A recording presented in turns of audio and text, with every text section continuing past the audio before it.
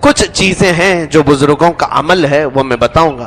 اعلیٰ حضرت فاضل بریلوی رضی اللہ تعالیٰ عنہ نے لکھا ہے کہ نکاح کرنے کے بعد دولہا اپنی دلہن کو اپنے گھر لائے تو کچھ کام کر لینا چاہیے. نوجوان جن کا نکاح نہیں ہوا ہے وہ اس پر عمل کر سکتے ہیں. وہ یاد رہے اگر ان کو بات میری طرف سے ایک مشورہ, اور جن کا ہو چکا ہے بس وہ دعا کرتے رہے. پہلے تو یہ ہے کہ حضرت آدم علیہ السلام کا جب نکاح ہوا تھا جنت میں ہوا ہے. یہ بھی دیکھیں یہ نکاح اس وقت ہوا ہے جب ابھی نماز بھی فرض نہیں تھی. جنت میں کوئی عبادت نہیں لیکن نکاح ہو گیا تھا. اور رشتہ جو بنا ہے سب سے پہلا رشتہ ماں اور بیٹے کا رشتہ, یا باپ اور بیٹی کا رشتہ, یا بھائی بھائی کا, یا بھائی بہن کا رشتہ نہیں. سب سے پہلا رشتہ شوہر اور بیوی کا, اور یہ جنتی رشتہ ہے. اس سے ہی لوگ کڑ رہے ہیں, آج جل رہے ہیں. جو شادی کیے ہیں وہ عجب عجب قسم کے میسج کرتے ہیں, تھک گئے. تم شادی سے ہی نہیں کیے ہو. یہ جنتی رشتہ ہے, اس سے اوبنا نہیں چاہیے, تھکنا نہیں چاہیے.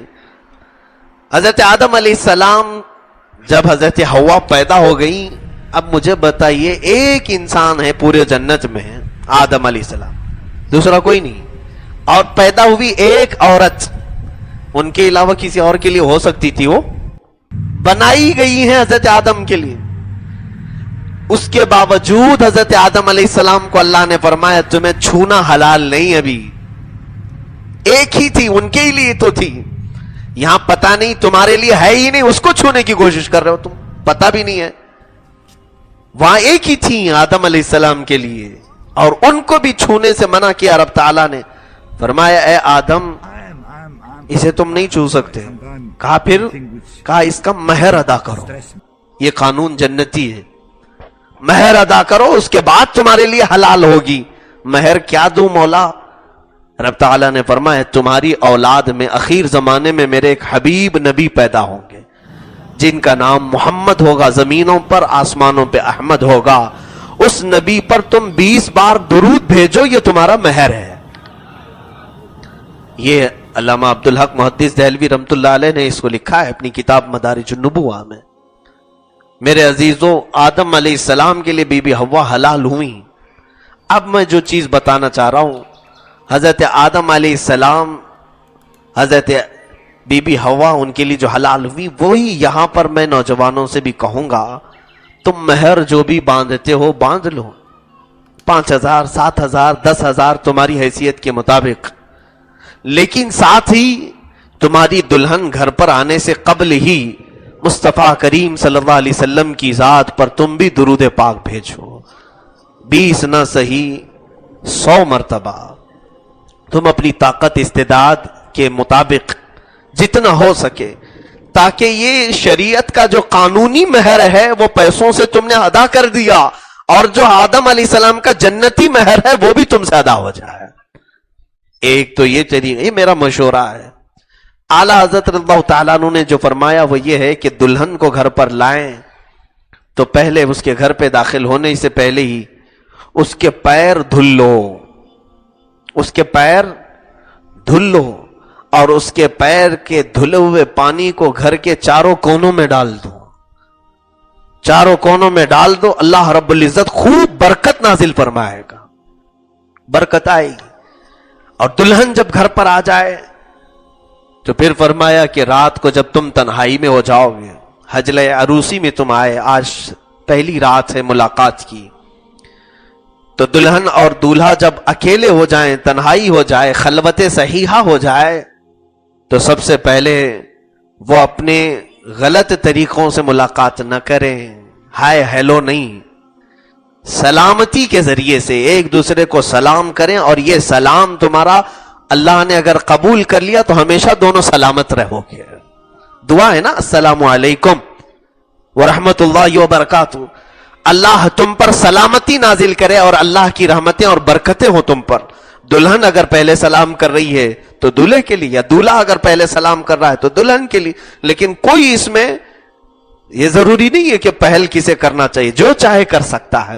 سلام کے ذریعے سے ابتدا ہو اس کے بعد ابھی وہ اپنی دیگر گفتگو شروع کرنے سے پہلے، اپنے دیگر معاملات کرنے سے پہلے سب سے پہلا کام وہ یہ کرے کہ دلہن کا دوپٹہ لے لے، اس کو مصلی بنائے، جانماز بنائے، اور مرد باوضو عورت دلہن کے پاس جائے جب وہ پہلی رات میں جا رہا ہو، اور اسی دوپٹے کو مصلی بنا کر اس پر 2 رکعت نفل ادا کرے، اور اس کے پیچھے اس کی دلہن اسی دوپٹے پر 2 رکعت نماز ادا کرے، اور پھر اس کی پیشانی پر اپنا ہاتھ رکھ کر کے دولہا صرف یہ دعا کرے، اللہم انی اسألک من خیرہا و خیر ما جبلتہا علیہ، یعنی اے اللہ میں تجھ سے صرف اس کی خیر کا سوال کرتا ہوں، اور جس پر یہ جن اچھائیوں پر تو نے اس کو پیدا کیا محض مجھے صرف وہی اچھائیاں دکھا، اور میں اس کے شر سے پناہ مانگتا ہوں،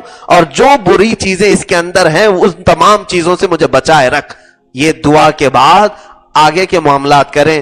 اعلیٰ حضرت رضی اللہ تعالیٰ عنہ نے لکھا ہے مولا تعالیٰ موت تک ان دونوں کو سلامت رکھے گا، ان کو نیک و صالح جوڑوں میں شمار کیا جائے گا، ان کو صالحین میں شمار کیا جائے گا۔ یہ زندگی گزارنے کے اور طور طریقے، شروعات کی یہ تمام چیزیں ہیں۔ سوال تو یہ کوئی نہیں کرتا ہے نوجوان آ کر کے، پہلے یہ پوچھتا ہے شیروانی کیسے سلاؤں، مفتی صاحب اچھا مشورہ دے دیں، آپ جوتے کیسے سلواؤں، امامہ کیسے بندواؤں، مجھے اسی کام کے لیے رکھا ہے۔ میرے عزیزو، زندگی کی پہلی رات ہو، ایک نئی زندگی گزارنے جا رہے ہو، تو یہ بھی تو سوال کریں کہ میرے آقا صلی اللہ علیہ وسلم کی سنتیں کیا ہیں، اسلامی طور طریقہ کیا ہے۔ اسی اعتبار سے اپنی زندگیوں کو شروع کرو، تو یہ جو شقاق ہے، یہ جھگڑے ہیں، ان تمام چیزوں کی نوبت ہی نہ آئے۔ میں یہی دعا کرتا ہوں مولا تعالی ہم سب کو جنتی لطف دنیا میں بھی عطا کرے اور آخرت میں بھی عطا کر رہے ہیں، اور بیوی کو بوجھ نہ سمجھیں، اور کوئی بیوی اپنے شوہر کو بوجھ نہ سمجھے، اور جس نے یہ سوچ لیا ابھی سے، اور حقیقت میں اللہ اسے بوجھ بنا کے ہی رکھے گا۔ جس نے سوچا یہ بیوی میری بوجھ ہے، روزانہ کچھ نہ کچھ مانگتی رہتی، تم نے دماغ میں جیسے اس کو بوجھ سمجھا، رب تعالیٰ نے تمہارے لیے اس کو بوجھ ہی بنا دیا۔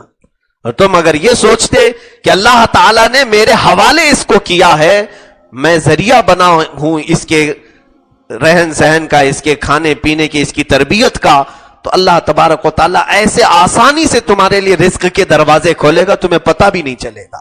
ایسی جگہ سے رزق آئے گا جہاں تمہارا گمان بھی نہیں ہوگا۔ بوجھ نہ سمجھے، نہ عورت مرد کو بوجھ سمجھے، نہ مرد عورت کو بوجھ سمجھے۔ یہی زندگیوں کے اسلوب ہیں میرے عزیزوں۔ اللہ خیر والے معاملات فرمائے۔ ایک ہی آیت کی میں تفسیر کر سکا، دوسری آیت انشاءاللہ کل عرض کرتا ہوں۔ وآخر دعوانا ان الحمدللہ رب العالمین۔